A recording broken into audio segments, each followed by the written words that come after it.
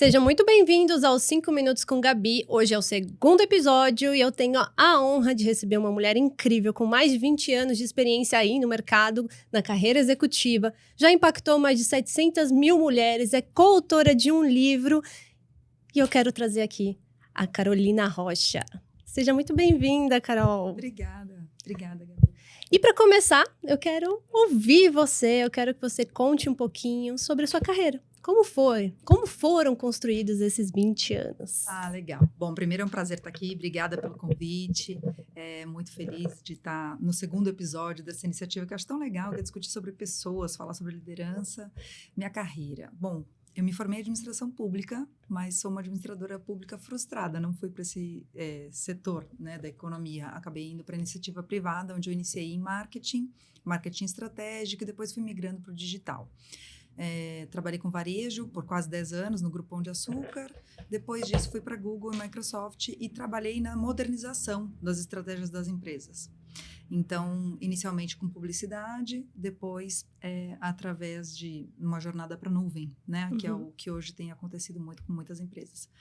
Mas, no fundo, tudo isso sempre aconteceu formando, né? Então, primeiro me formando, mas depois formando times. E eu descobri nos últimos 20 anos que essa é uma grande paixão que eu tenho, desenvolver pessoas, né? Falar com elas sobre seus potenciais, destravar situações ou potenciais de carreira que não estejam mapeados, enfim. Então, foram esses os meus anos de formada, enfim, pós administração pública, né? Sempre galgando aí crescimentos legais e importantes, passando por empresas grandes, mas principalmente pensando em como crescer individualmente e impactar coletivamente. Que é um grande desafio, né? Eu acho que ser um bom líder é muito difícil e às vezes eu sinto que é muito da pessoa também, né? É uma coisa que você pode aprender, você pode desenvolver a liderança em alguém, mas ela tem que ter também uma aptidão para aquilo, né? Como foi esses 20 anos vendo diversos tipos de líderes e o mercado cada vez mais volátil, tudo está mudando? Como foi enxergar, participar desse papel de liderança nesses últimos anos e em grandes players como os que você passou, né? Eu acho que trazendo para o aspecto muito pessoal, quando eu mudei as 3 últimas empresas, né, Grupo Pão de Açúcar, Google e Microsoft, que foram as que eu fiquei mais tempo, né, foram 20 anos nessas 3 empresas. Acho que sair do Grupo Pão de Açúcar para o Google me causou um grande choque anafilático, cultural, né? Uma empresa super hierarquizada e outra super horizontalizada. Uma empresa super analógica e outra super digital. Eu acho que quando você entende diferentes culturas e formas de trabalhar nessas culturas, você também se revisita.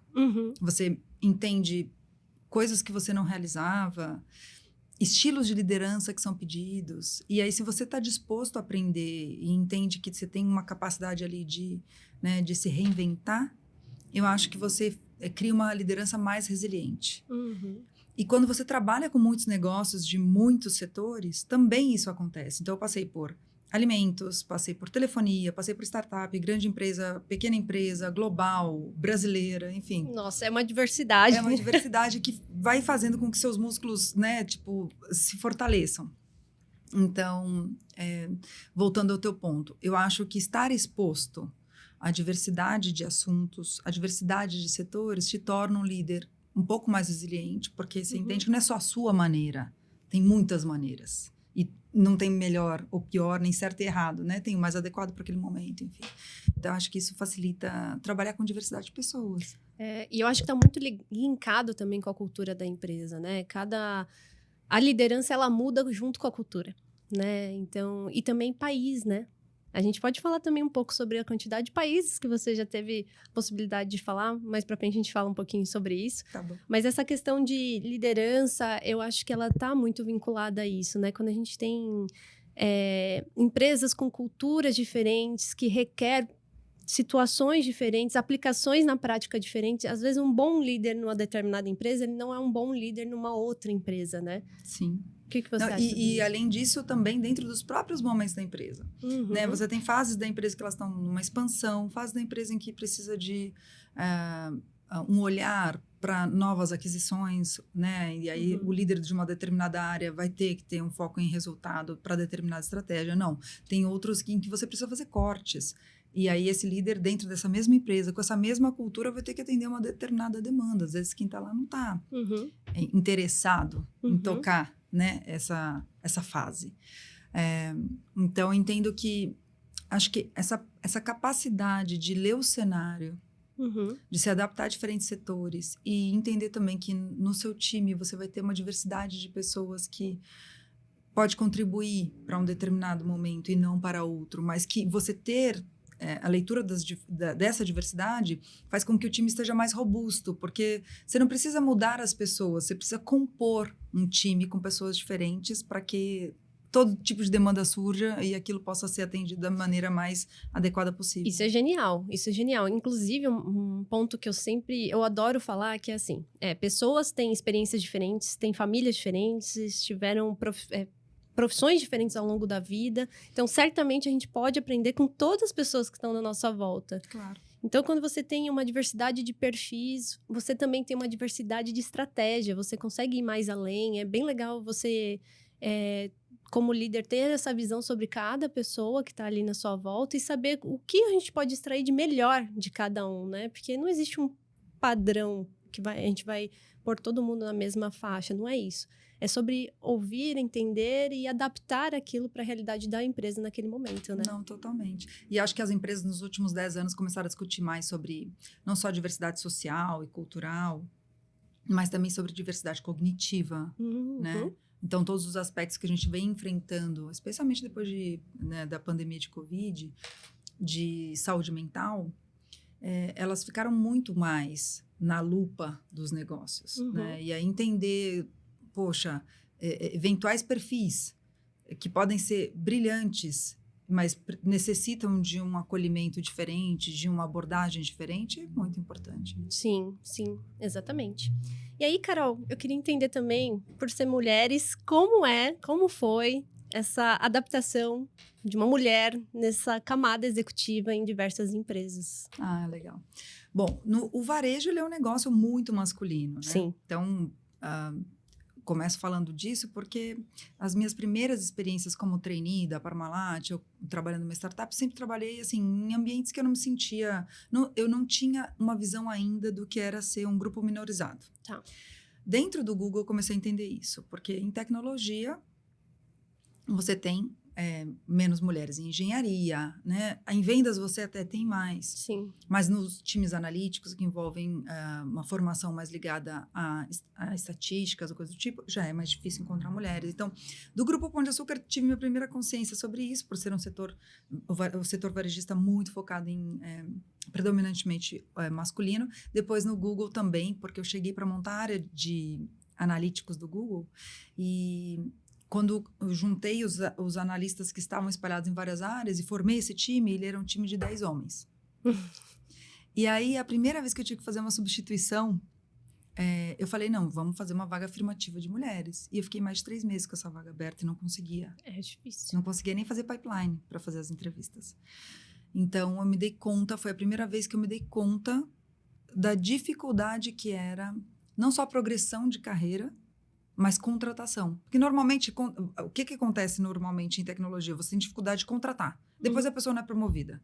Mas nesse caso eu não consegui nem contratar. Nossa. Então eu comecei nesse momento, isso foi que ano, Carol, mais ou menos? 2015, mais ou menos.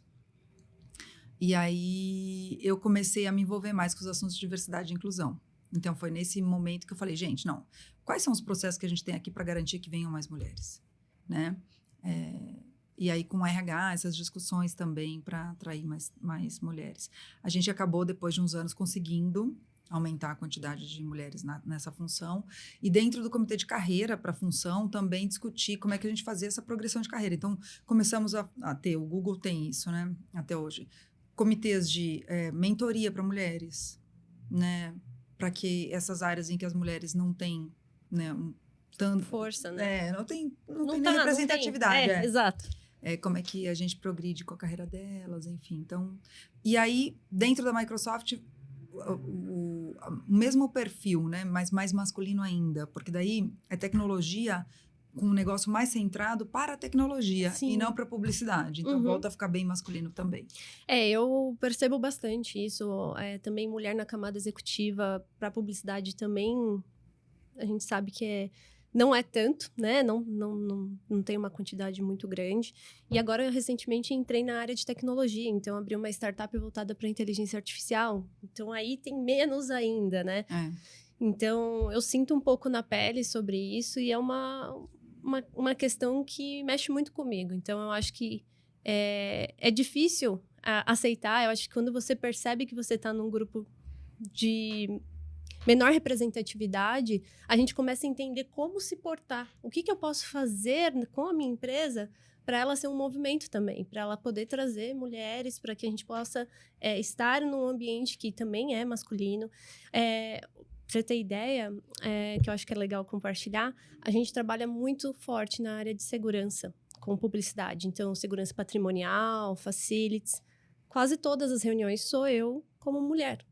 É muito difícil você ver CEOs de empresas como essa sendo mulheres. Totalmente. Então, quando a gente vê, nossa, eu particularmente fico muito feliz. Então, é isso. Eu acho que cada vez mais as mulheres estão ganhando espaço. Mas é um movimento que leva tempo, né? A gente precisa construir isso. Eu sinto que ser a minoria na sala, ou ser a única na sala, é muito difícil. Depois disso, que você entende, porque você não vai saber como é que vai ser aquela audiência para cada uma das situações quando você entra numa empresa nova, num grupo novo, num cliente novo, né? Depois disso, quais são os códigos para você conseguir falar? E se você tiver em duas, se você conseguir levantar a bola para outra, porque já aconteceu também, de mulheres não me ouvirem. Uhum. Porque quando tem tão pouca gente, não necessariamente se colabora, muitas vezes compete. Uhum. Né? Então, como é que você estimula uma cultura de colaboração? Exato. Né? Para que a ideia da outra seja ouvida e para que ela consiga falar. Porque às vezes nem acontece dela não conseguir falar. Isso, né? Isso é lindo. Eu costumo dizer que a gente tem que ser uma engrenagem, né? E que no final do dia nada vai funcionar se todos não participarem, todos se ajudarem. Totalmente. Então é isso, realmente construir algo que seja sólido, que dê perspectiva, porque quando você dá perspectiva, as pessoas sabem onde elas estão pisando, e que sejam todos juntos, né? Tem um propósito. Eu acho que a partir do momento que se cria um propósito, todo mundo anda junto também, né? Claro que vai ter a exceção à regra, vai. Mas a gente consegue ter esse olhar, né? De entender e perceber quem que tá sendo a exceção da regra, vamos conversar, vamos entender qual que é o caminho. Que a ideia, no final do dia, é todo mundo se ajudar mesmo e fazer esse movimento, né? Claro, não, sem dúvida. Agora, eu acho que seria um ponto legal pra gente falar sobre algo muito especial, que foi sua pausa na carreira. Como foi decidir isso? Bom, acho que foi um processo que eu amadureci por alguns anos. Apesar de eu comentar dos meus 20 anos de carreira pós-formada, eu trabalho desde os 14. Uhum. Então, quando eu já estava com uns 30 anos de trabalho, comecei a pensar sobre... Gente, existe uma equação. Você estuda 20 anos, trabalha 40 anos, e você vai se aposentar com, sei lá, tendo 15 anos de vida. Com que condição, com que saúde, né? Uhum. E acho que eu tenho falado muito sobre isso depois de ter tido essa experiência do sabático, mas é que naquele momento eu refleti, assim, eu tive em 2016, 2017, um ano bem desafiador, eu diria. Uhum. Daqueles anos que você se reconstrói, que você toma uns choques da vida, que você fala assim, gente, então passei por um atentado, me separei, e eu estava com meu marido há 19 anos, e tive um diagnóstico equivocado, de uma questão de saúde que seria bem grave. Uhum. Além de uma doença degenerativa na minha família. Então, assim, Nossa, sabe? Carol, foi um período tudo de uma vez. Tudo de um ano. Eu demorei uns anos para me dar conta que tudo aconteceu junto. Porque foram tantas coisas juntas que, sabe quando você não para pensar na concentração daquilo? E aí, bom, você passa por um atentado, você para pensar assim, gente, finitude, né? Se eu morresse hoje, tipo, eu tava feliz com o que eu fiz? Sim. Né? Aí, diagnóstico errado, saúde, né? Vou viver como no fim da minha vida? Meu Deus. Aí, depois, fim de um relacionamento. Bom, quem sou eu depois de 19 anos junto? Quem sou eu separado? Né? E aí, depois de tudo isso junto, eu parei para pensar assim, como é que eu quero viver o resto? Né? Como é que eu quero viver daqui para frente? Uhum. E não são... eu acho que não é uma conversa muito fácil. Não é uma conversa muito fácil. Esse autoconhecimento, né? Você se enxergar em primeiro lugar e ver o que você quer. Eu tive uma virada semelhante, assim. É intenso. É intenso. Não, e eu não acho que é rápido. Não acho que é uma coisa, assim, também intencional. Isso que eu fui falando, assim, foram camadas que eu fui amadurecendo. E aí, bom, eu ainda assim não... Eu pensei em outros hobbies. Então, no ano de 2017, eu comecei a pedalar pelo mundo. Era uma coisa que foi crescendo, né? Assim, era uma coisa pequena que eu fazia no dia a dia para ir para o trabalho. Depois cresceu como um estilo de vida. E... no paralelo a isso, fiz outras coisas, mas essa foi realmente uma coisa que eu internalizei muito. E aí eu cheguei, depois de esses 20 anos de carreira, ao pensamento de que, assim, bom, eu já fiz tantas viagens pelo mundo todo, o que é muito difícil de eu fazer, que eu precisaria de muito tempo, e de saúde, e de condição financeira para fazer agora? E aí eu falei assim, bom, o que deve ser muito difícil de fazer? Acho que pedalar até o Everest. E aí foi levou a sério, né, o desafio. Se propôs. E aí comecei a me estruturar para isso, assim. A Cris é uma super amiga com quem eu sempre pedalo. A gente trocou, porque a gente sempre fica pensando, o que a gente pode fazer? Vem tantas histórias, né? A gente tá até escrevendo um livro e tudo. E aí a gente se propôs, eu falei, bom, então para isso eu não consigo tirar férias somente, porque assim, eu preciso de uma imersão, passar um mês na China. O lugar é muito difícil de chegar, e tarará, como é que vai ser isso? Planejar realmente uma expedição, né? E aí, então, por isso eu pedi, né? Pedi a demissão da Microsoft para iniciar esse sabático. E iniciei para isso, mas depois eu não tinha um plano. Eu tinha isso em mente. E aí eu tinha muitas coisas que eu queria fazer e que eu nunca tinha tido a oportunidade de fazer, né? Então... acho que foi um início muito importante. Depois deu aquele vazio, eu falei assim, bom, beleza, já fiz a coisa que acho que é mais difícil de fazer, e agora, né? E aí comecei a ocupar esse espaço com outras coisas que ficaram muito desafiadoras e legais também, que vieram na sequência, né? E que eu deixei um espaço aberto para também que elas surgissem, né? E falando em desafio, qual que foi o que você acha que foi o maior desafio desse período? Você diz do sabático ou do Everest? Vamos usar os dois? Pode Vamos usar os dois. Que eu acho que o Everest vai estar aí entre o desafio. Eu acho que ambos têm uma conexão. Eu acho que o desafio do Everest, ele pode ser uma superação física, mas ele é mais uma superação mental. No sentido de... não é positividade tóxica, não, sabe? Tipo, não é dizer que todo mundo pode tudo. Mas é que, assim, às vezes você sabe que você pode, mas você duvida de você mesmo. Então, acho que, para mim, foi isso. Acreditar na minha capacidade, me disciplinar para chegar nela. E quando eu estava no momento de pôr ela à prova, não me sabotar. Que acho que é uma coisa que muitos de nós passam em vários momentos da vida, né? E aí, eu acho que isso vem de um autoconhecimento, que acho que é um tema que a gente está falando aqui, que não é sobre... não é sobre algo superficial, mas eu acho que é olhar para dentro de si e fazer as perguntas difíceis, né? E aí, eu acho que o sabático traz esses aprendizados para mim. Trouxe 3 grandes aprendizados que eu tenho falado um pouco quando as pessoas me perguntam sobre ele. O primeiro é a minha relação com o tempo. Eu tinha uma relação de muita produtividade com o tempo. Eu passava o tempo inteiro pensando no que eu estava realizando, no que eu estava fazendo, nos meus to-do lists, no que era... E eu tinha muito incômodo com o vazio, com o ócio, com o que pudesse surgir nesse espaço que eu me permitia ter. Então, essa relação, para mim, ela era super enraizada. Tão enraizada que eu demorei para me dar conta do que eu estou falando aqui agora. E não foi rápido. Eu demorei uns 6 meses para me dar conta. E acho que é uma coisa que, assim, poucas pessoas fazem sabáticos. Então, por isso que eu tenho tentado falar com as pessoas e montei essa cultura da pausa. Porque eu acho que não, tanto faz se é um mês, se é uma semana, se são 6 meses, se são 2 anos. Como é que você pensa o seu... biorritmo, como é que você olha para os seus momentos de produtividade, seu estado de flow, como é que você distribui isso na sua vida, no seu dia, né? Isso é interessante. Tem um livro, eu gosto muito de neurociência, enfim, eu gosto muito de estudar sobre isso. Tem um livro do Einstein, né? Que é Aprenda como Einstein, que ele fala sobre o tempo do nada. Que era onde o Einstein mais aprendia, que é quando você tá com a cabeça livre, que você não tá pensando em nada. E ele tinha até uma técnica para provocar isso. E tem muitos prêmios nobres de matemática, de literatura, que distribuem o tempo deles ao longo do dia entre horas muito concentradas em trabalhar e horas de descompressão. Uhum. E essas horas de descompressão, elas geram... Porque o cérebro nunca para. Nunca para. Quando você acha que você está descansando, você não está descansando. Ele ainda está sedimentando Sim. aprendizados. E aí, nesse momento, surgem ideias. E por isso que as pessoas falam, eu fui tomar banho e tive essa ideia. Fui ao banheiro e tive essa ideia. Porque, na verdade, você está pondo para fora algo que você já estava pensando. Só que você insistiu tanto naquele problema que o cérebro já não conseguia mais. Ele estava muito busy. Exato. Ele fica que nem a memória RAM do computador, Isso, né? Ele sobrecarrega. Antes de chegar na tela azul, pare. Só pare. Mas você sabe que isso, pra mim, foi um grande desafio, entender tudo isso também, porque eu sou workaholic, eu gosto muito de trabalhar. E saber valorizar o tempo do agora, entender, por exemplo, quando eu tô com meu filho, eu tenho que valorizar esse tempo do agora. Eu tô com ele, eu sou 100% dele. Pra mim foi um desafio muito grande. E ficar um pouco longe do celular, né? Porque é um grande desafio nos tempos de hoje.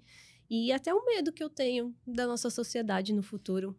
Relacionado a isso. Mas por isso que eu tô tentando espalhar essa ideia, sabe, Gabi? Por isso que eu tenho falado com pessoas e feito mentoria para isso. Porque eu acho que o que a gente mais aprende é o que a gente mais compartilha. Uhum.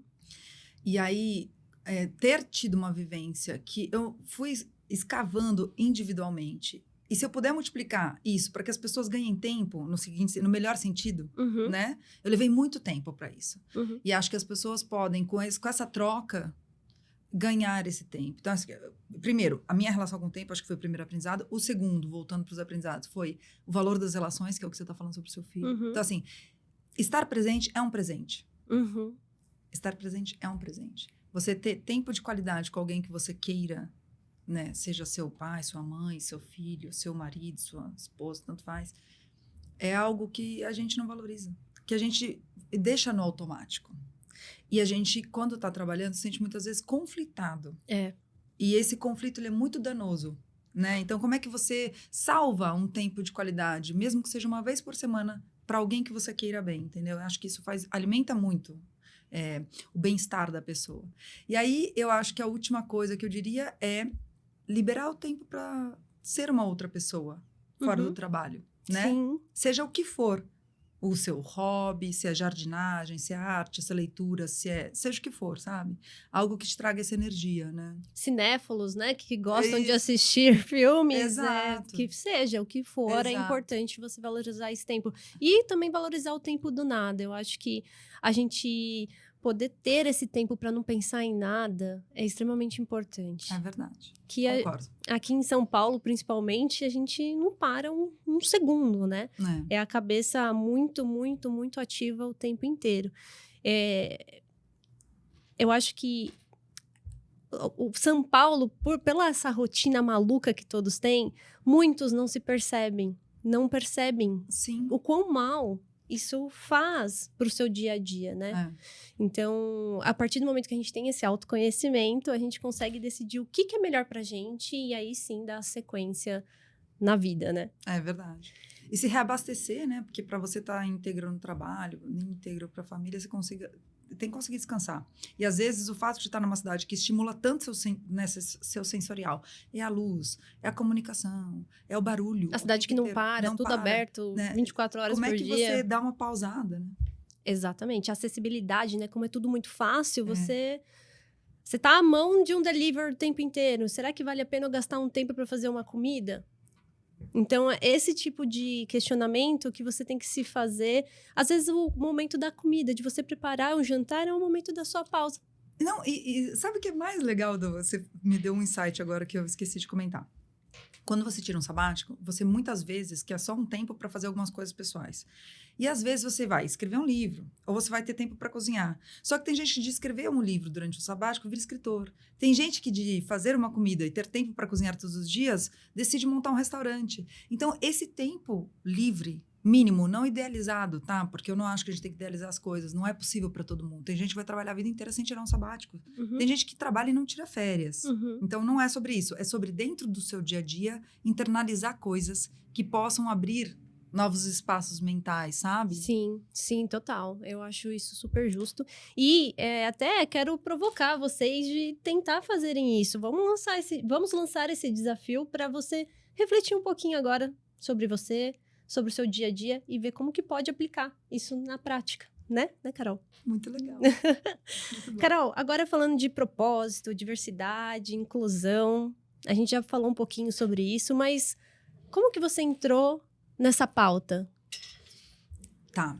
Bom, de diversidade e inclusão, como eu te comentei, quando montei esse time analítico no Google, eu vi que não tínhamos uma mulher e a gente foi para uma vaga afirmativa que demorou meses, e aí depois disso a gente decidiu, né, tipo, sempre ficar muito de olho nesse tema. O que eu sinto hoje é uma grande tristeza, para ser sincera, sobre esse tema, porque o que está acontecendo com a agenda woke, que se tornou uma coisa que as pessoas não valorizam mais, é um retrocesso de alguma maneira, porque a gente incluiu vários grupos minorizados de uma maneira correta, não era justiça social, isso aí é resultado de negócio. É comprovado de que se você tem diversidade nos times, você tem melhores resultados. Só que, óbvio, que tem uma curva de aprendizado. Se você não consegue falar numa reunião, se você não consegue expor seu resultado, se você não tem na sua família pessoas que tiveram que fazer um comitê de carreira, se defender numa promoção, sua progressão de carreira vai ser mais lenta. Então, óbvio que quando você tem reestruturações, layoffs, os grupos minorizados são os que mais são atingidos. Sim. E é o que a gente viu recentemente nas Big Techs. Eu estou falando disso só porque são os setores que mais estavam inseridos. Então, esse é um tema que para mim traz muita preocupação, quase que uma crise de identidade, porque o que eu fiz nos últimos 10 anos basicamente está super em xeque.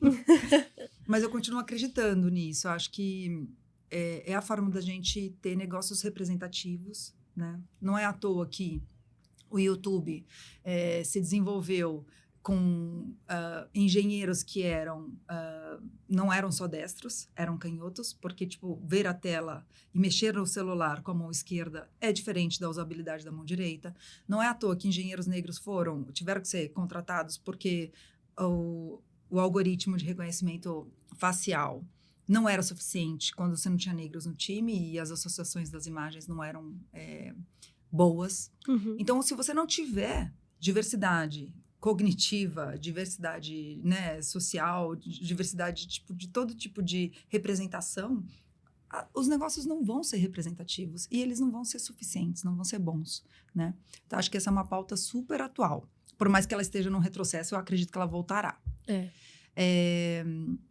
E aí, eu não sei, eu acho que sobre esse ponto, o líder que consegue resistir de alguma maneira, representando isso dentro do seu time, ele é um líder que é mais completo, eu acho. E a empresa também, imagino que ela vai oferecer soluções, serviços, produtos, o que seja, mais assertivos para o público-alvo, né? Sem dúvida. Porque no fim... diferenciados, né? Exatamente. E aí eu acho que assim, se a gente pode ter uma capacidade de 100%, porque eu vou limitar em 20%? Se eu posso ter diversidade e eu vou atingir uma capacidade de 100%, não vejo por que se limitar. Né? Então, acho que, às vezes, olhar para situações mais... Não só como pessoas, mas vamos olhar para números. Como que é construída a sociedade brasileira? Qual que é o público-alvo da sociedade brasileira? Quem que é a minha persona? Quem que eu quero atingir? Que tipo de pessoas que eu tenho que ter aqui interno para poder vender o que eu quero vender? Para poder me conectar com as pessoas? Então, quando a gente para pensar nisso, o básico, a gente já encontra as respostas, né? Só que são poucas empresas que enxergam o básico. E uma coisa que me frustra bastante em relação a isso é entender sobre persona, né? Entender sobre quem é público-alvo, sobre o que você quer atingir. A maioria das empresas não sabe, elas iniciam. E então, logo, quem vai atuar também iniciou, né? Quem vai estar ali atrás do balcão. Acho que foi semana passada, eu fiz uma reunião muito interessante, uma cafeteria nos Estados Unidos. Eles não queriam que a pessoa que trabalhasse, seja quem fosse, tivesse muito destaque para além do café. O rei da cafeteria é o café. Então, os uniformes eram beges. Então, assim, não era um perfil de pessoas, por exemplo, da Chili Beans, que são pessoas já bem tatuadas, que têm uma personalidade muito forte, que é o propósito deles, como eles estão vendendo a marca, né? Então, você define um nicho de pessoas. Nessa cafeteria era o oposto. Então, eles focaram em pessoas, só que sem tantas características marcantes. Então, tatuagens, brinco, cabelos muito marcantes, para dar destaque para o café. Então, quando você entende o que você está vendendo, que no fim no caso do café, é a experiência do café, então você tem que ter essa igualdade, né? Então, cada negócio é um negócio, cada posicionamento é um posicionamento, e você tem que entender do seu negócio para saber o que você quer no final do dia, né?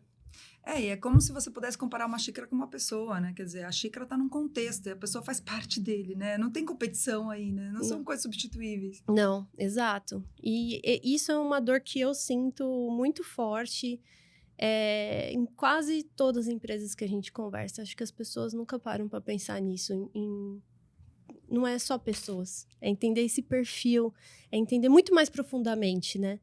E a diversidade, ela traz isso, ela traz exatamente essa essência. Até lá na agência, na Bull, a gente busca sempre isso. Eu quero trazer pessoas que venham para somar, que venham com experiências muito diversas, que possam realmente ali unir ideias, a gente poder fazer brainstorms que sejam muito ricos.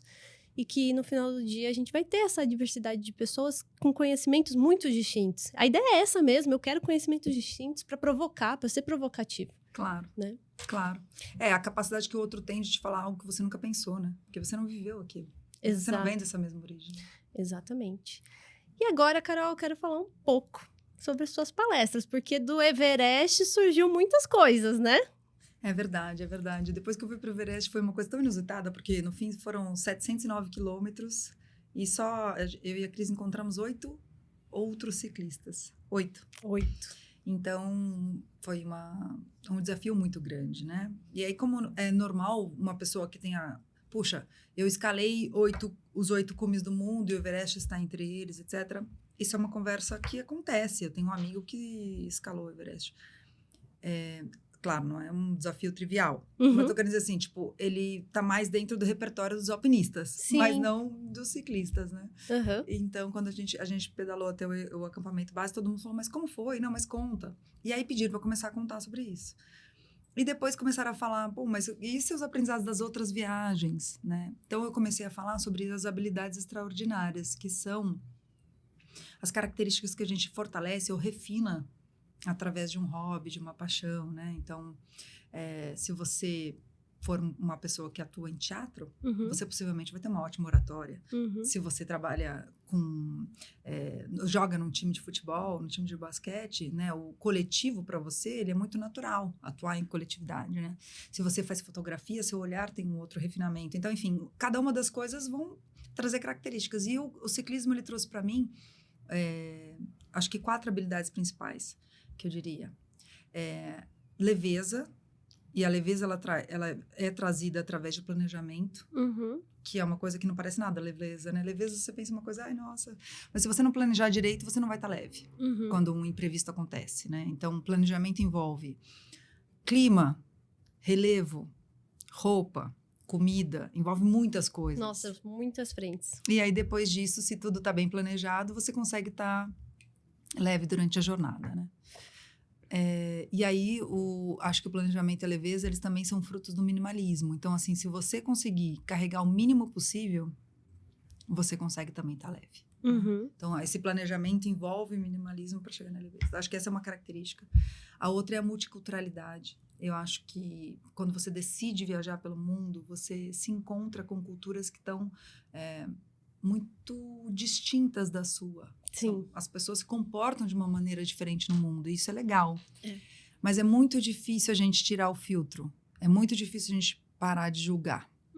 É muito mais natural a gente pensar que seria melhor se aquela pessoa não fizesse isso, seria melhor se aquela sociedade funcionasse daquela maneira. Então, acho que isso é um aprendizado muito grande, assim, entender as distinções que acontecem no mundo, respeitá-las, entender que você está ali de passagem, que você não compreendeu tudo. Que a maior parte das coisas você não está entendendo. Você está tendo uma leitura, né, assim, momentânea. Né? Porque muito do que a gente vê na sociedade, na verdade, são histórias de 1.500 anos atrás. Então, é algo que foi construído há muitos e muitos anos, né? Então, realmente, não dá para ter essa leitura rápida do que está acontecendo, né? Exato. Aí a terceira coisa que eu diria é ter uma leitura, uma visão sistêmica, né, sobre a natureza e sobre como as coisas se correlacionam. Isso acontece muito também nas empresas. Então, todos esses aprendizados, quando eu falo de planejamento versus controle, né, planejamento que traz leveza, se você for pensar dentro de uma estrutura, você tem um nível de controle do que você faz, um nível de planejamento do que o seu time faz, mas você não tem como controlar necessariamente o que vai ser a cota. Você contribui para aquela cota, mas ela vem de cima para baixo. Né? Se um layoff acontecer, uma demissão em massa, você também não tem uma interferência muito grande sobre isso. Então, entender isso, esses aprendizados, eles são totalmente transponíveis para as empresas. E as empresas têm pedido para a gente fazer essas discussões. E aí, voltando para a visão sistêmica, é isso. Se você tem uma interdependência entre áreas de uma mesma empresa, elas têm que trabalhar juntas, né? Então, não adianta você pensar que sozinho você fará o resultado da empresa.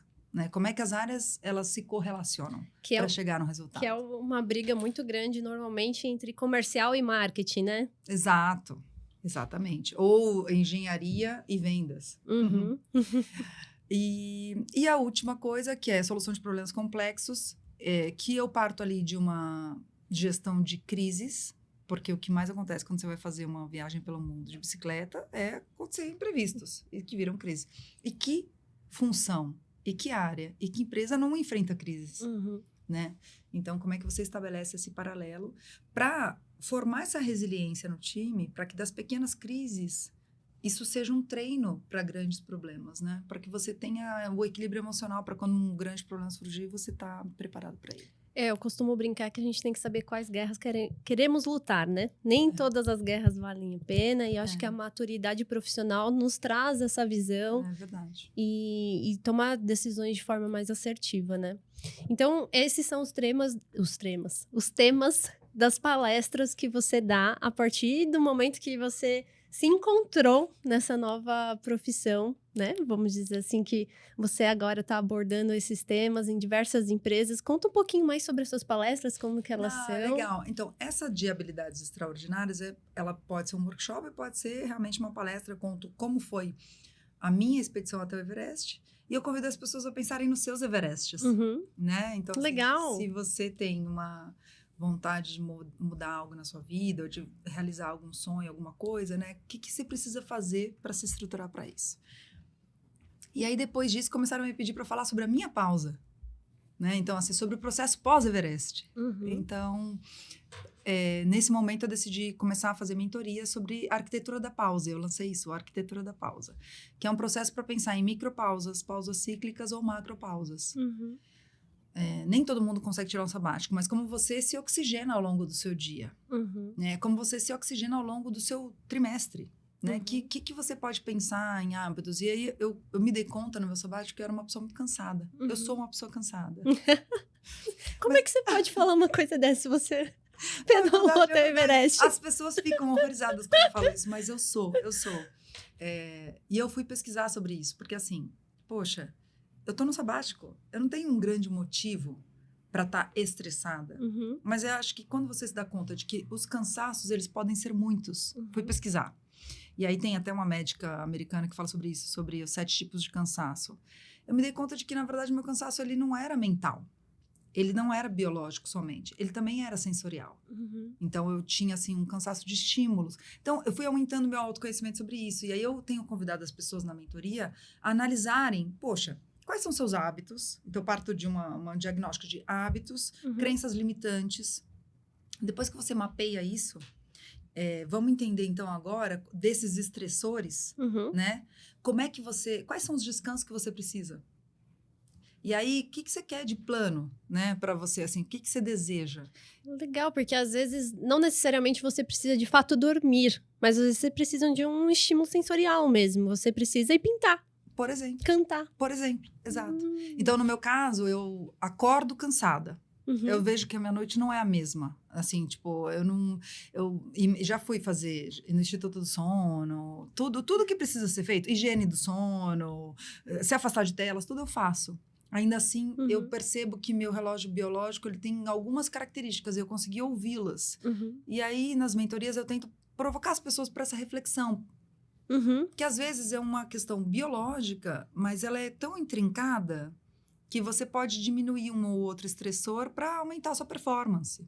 Perfeito. Né? Então... até tem algumas empresas que estimulam muito, por exemplo, a música. Né? Eu trabalhei também lá na operação do Google e uma coisa que a gente fazia em campanhas internas era cantar. Então, a gente pegava uma música, a gente construía um pitch, pegava uma música, sei lá, da Ludmilla, e a gente construía um pitch em cima dessa música, da estrutura da música, a mesma melodia, e a gente fazia uma letra nova e cantava. Eu fazia parte do time que cantava. Sim, do grupo que cantava, eu lembro dele. Então, a gente fazia isso. Na empresa que meu irmão trabalhou, que era uma consultoria de TI, a CIT, eles tinham uma banda da empresa e tinha um estúdio dentro. Eu achei isso sensacional. Esse é o meu sonho de consumo. Tinha um estúdio dentro da empresa para estimular a operação, quem quisesse fosse cantar, fosse tocar. E eles tinham a própria banda lá da empresa. E eles tinham um canal no YouTube que ficava passando o vídeo durante o dia. Então, sempre tinha uma agenda. Olha só. Sensacional. Legal. Então, é uma forma de você descansar. Porque existe essa falsa crença de que se você descansar, você está repondo energia. E sim, você precisa descansar. Todo mundo precisa de 6, 7, 8, depende da pessoa, horas de sono. Né? 6 horas já consideram pouco hoje em dia. Mas tudo bem. Mas fora isso, tem outras coisas que são atividades que te cansam, mas que na verdade te descansam. Então, por isso que quando uma pessoa vai à academia e faz um treino que é muito intenso, e ela sai com o corpo esgotado, mas ela sai reposta energeticamente. Então, é entender como é que a sua equação é composta. Nem todo mundo vai querer correr maratona. Nem todo mundo vai querer pedalar. Entendeu? Tipo, não é sobre isso. É sobre o que te motiva, o que te equaciona, né? O que te traz essa energia. Nossa, isso é muito legal. E tem mais uma questão que eu acho que encaixa aí, que é a questão do envelhecimento do nosso cérebro. A partir do momento que a gente ativa esses pontos, a gente vai fazendo conexões neurais que evitam que o nosso cérebro também envelheça, né? Exato. Um dos pontos que eu falo nessa metodologia é o seguinte. Bom, você precisa ter autoconhecimento para entender qual é o seu limite, para não passar dele. Isso em vários momentos, em várias situações, não é só no trabalho, né? Na vida. Aí depois você precisa entender, escutar seu corpo. Se você escuta seu corpo, você sabe que hora você rende, que hora você não rende, que hora você, precisa dormir e tudo. E aí, depois de ouvir seu corpo, saber seu limite, tem algumas coisas que te energizam. E essa coisa de fazer uma coisa nova para manter o cérebro, né, aprendendo, ela é uma coisa que faz a gente se sentir muito vivo. Que os americanos chamam de spark, que a gente poderia traduzir para fagulha ou faísca, que é fazer uma coisa nova. Seja o que for. Um caminho novo no carro, pegar um copo como a esquerda. Tirar férias, e não interessa se é um mês, mas assim, uma semana de férias com mais frequência é melhor do que nunca tirar férias. Então, assim, tudo que é por isso que o dia 1 das férias é tão importante, é tão especial, porque é o primeiro, é o momento que inicia, entendeu? É essa fagulha. Então, quais são as coisas que te trazem prazer, que te trazem gratidão, né? Que trazem essa fagulha e mantém essa fagulha viva? Isso mantém o cérebro vivo. Eu ouço um podcast de uma psicóloga e ela fala, tenha medo uma vez por dia. Então, faça alguma coisa que você tem medo. Que às vezes é só a nossa mente nos sabotando mesmo. Você consegue fazer. Exato. Então, eu tento praticar isso. Eu tento muito legal. Bastante, assim, praticar isso. Que é muito legal. Porque ajuda também na situação das conexões neurais, né? E eu acho que, voltando ao ponto do Everest, né? Ou a qualquer coisa que você se propõe, pensando qual é o seu Everest. Se você se propõe algo difícil e você consegue chegar naquilo, você começa a acreditar que você é capaz de muita coisa. E um desafio, quando ele surge, você pensa assim, não, mas eu já passei por aquilo, eu vou passar por isso, né? Você vai criando um repertório, assim, de fortalecimento de emoções. Então, quando você rompe o medo com uma coisa pequena diariamente, você vai se tornando uma pessoa, flexível, corajosa, né? Aberta. Mente mais aberta também, né? Porque aumenta seu line-up ali de situações. Repertório. Seu repertório. Então, isso também te prepara como um líder melhor. E eu acho que se a gente pensar em toda essa situação, tem algum ponto que você traz de tudo isso para a liderança? De tudo isso que você viveu e que você fala também nas suas palestras? Eu tento muito estimular as pessoas a olharem suas crenças limitantes. Uhum. Eu acho que quando você decide olhar para isso, e eu tinha muitas, e eu sei quais elas são, elas não morreram, elas só diminuíram. Mas eu acho que elas determinam nossos hábitos. Uhum. Elas determinam muito do que a gente tem como trajetória.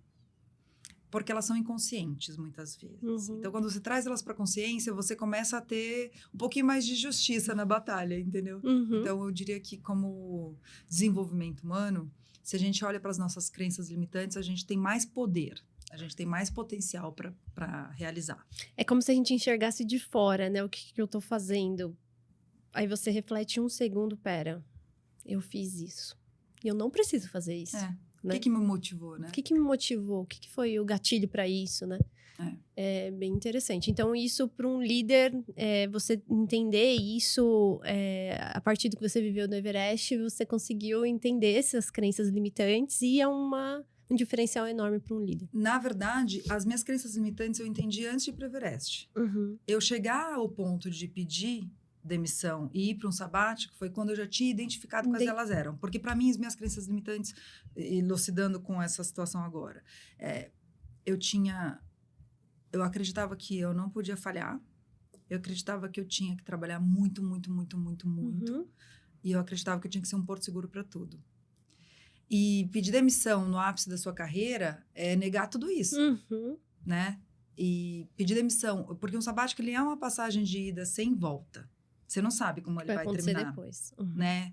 Você se abre para muitas coisas, mas você não tem certeza de como aquilo se encerra. Sim, não tem um roteiro, não tem nada. Então, isso rompe completamente com a necessidade de controle, né?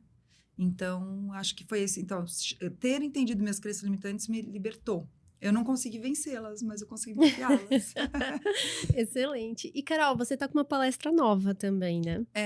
Eu falo sobre essa da arquitetura da pausa. Uhum. Então, as lições que a pausa provoca. Então, passa um pouco sobre esses hábitos, essas micropausas, o que as pessoas podem realizar no seu dia a dia, se elas decidirem, né? Porque eu acho que a gente chega num limite, né? Hoje a gente está com uma sociedade muito adoecida, né, Gabi? Uhum. Se você for pensar assim, o Brasil é campeão de transtornos por ansiedade. Campeão mundial, gente.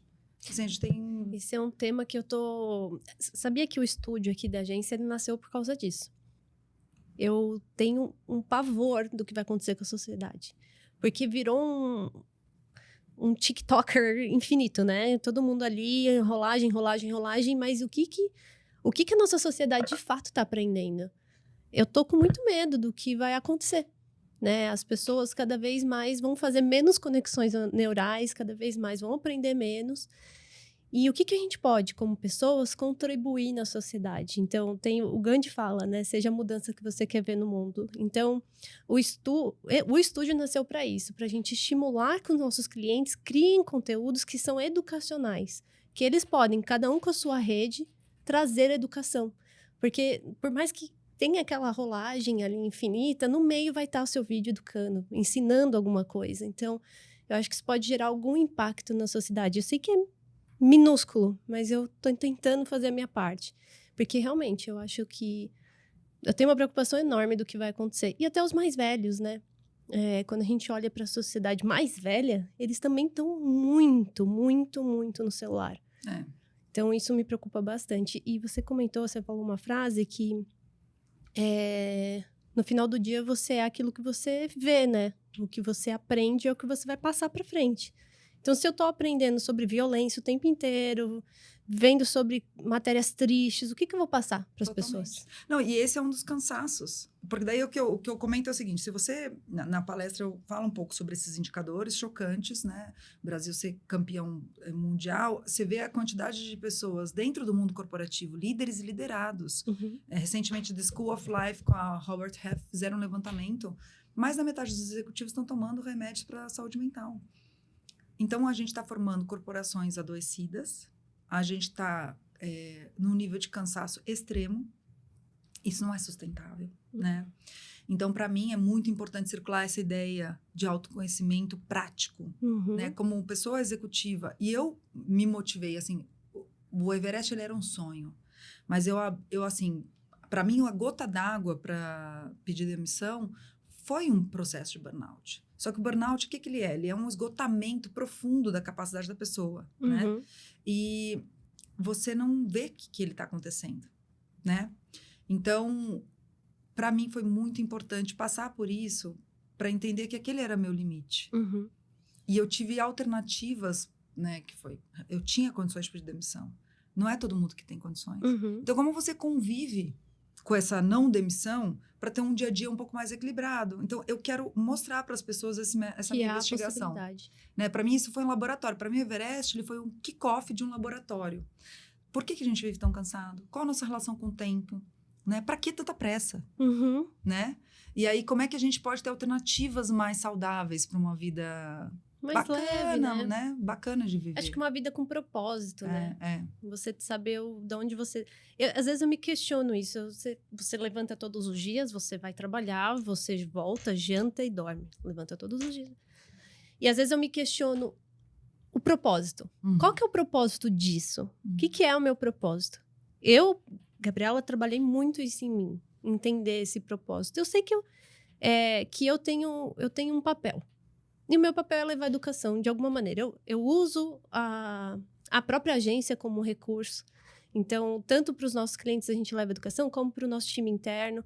Então, eu quero que as pessoas aprendam sempre. Sempre, sempre, sempre. E eu gosto muito dessa frase do Gandhi. Eu acho que a gente pode ser a mudança que a gente quer ver no mundo, sim. É assim que nasceu muitas coisas, né? Claro. E até um dos princípios que eu gosto muito, que é a curiosidade de criança. É. Eu amo esse princípio. É. Mas por que assim não é assado? Será que eu posso fazer diferente? Para mim, viajando foi uma das coisas que eu aprendi. Mas Acho... posso te falar um negócio, Gabi? Pode. Se eu pudesse te dar um conselho, não fica desesperada, não. Uhum. O mundo já teve para acabar muitas vezes. Uhum. E eu acho que quando a gente vê pessoas com uma iniciativa como a tua, né, como a de vocês, de montar um lugar em que as pessoas possam transmitir boas ideias, Uhum. isso muda. Isso muda muita coisa. Sim. Quando eu vou fazer uma palestra, mesmo que seja gratuita, e para 40 pessoas, e se 3 delas se emocionarem, e se 3 delas pensarem que elas podem ter uma vida diferente, isso para mim muda tudo. Então, eu acho que a gente tem que acreditar no poder que a tua conduta, que uma palestra, que não sei o quê, tem de mudar, entendeu? Porque isso reverbera, né? Isso. Então, não fica desesperada, não. Tem que que eu sou otimista. Ai, mas é isso. Eu acho que a gente tem que enxergar, olhar para o seu dia a dia e pensar qual que é o propósito de vida que eu tenho. Concordo. E o que eu tenho que fazer para chegar lá. Exato. Não vamos só viver, né? É. Vamos pensar um pouco no que a gente quer para nossa vida. Que foi esse autoconhecimento que você teve lá, naquele momento que você decidiu pedir demissão, né? Exato. Bom, então, Carol, eu queria agradecer. Obrigada. Por você ter vindo até aqui, ter gravado o nosso segundo episódio, o primeiro episódio de entrevistas. E queria pedir para você também compartilhar suas redes. Claro. Vou passar para vocês para deixar no descritivo do episódio, meu site, meu LinkedIn.